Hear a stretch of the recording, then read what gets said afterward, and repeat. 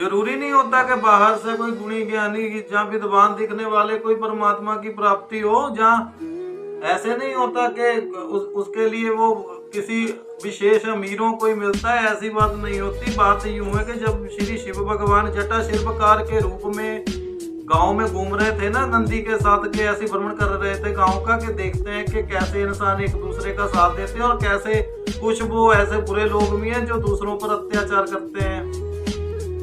तो एक गांव में ना सूखा पड़ गया था, एक अकाल आ गया था कि बारिश ना होने की वजह से वनस्पति सूख गई थी और जो पंछी और जानवर थे वो प्यास से मर रहे थे, जो पेड़ पौधे थे वो सूख गए थे बिल्कुल। अब तो इंसानों की बारी भी आ गई थी कि इंसान भी अब प्यास से मरने लगे थे।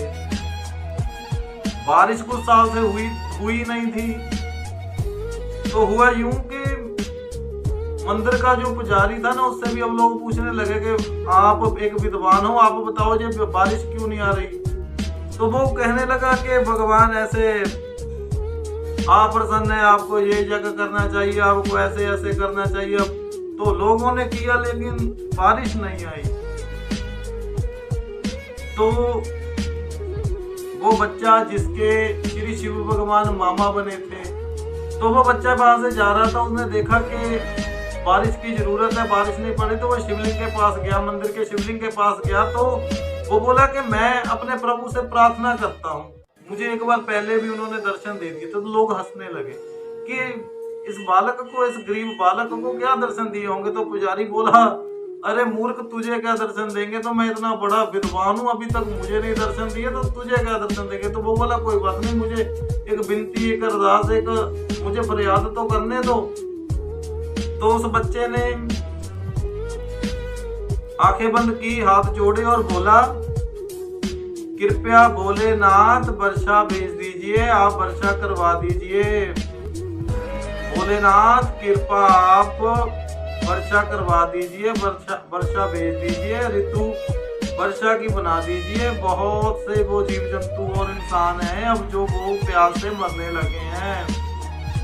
तो श्री शिव भगवान उसी गांव में जटा शिल्पकार के रूप में घूम रहे थे नंदी के साथ। तो उनके कानों तक वो आवाज गई,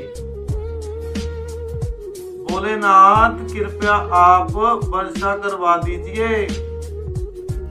तो श्री शिव भगवान ने उस बच्चे की आवाज को सुना, उसकी विनती को सुना और वो स्वीकार की।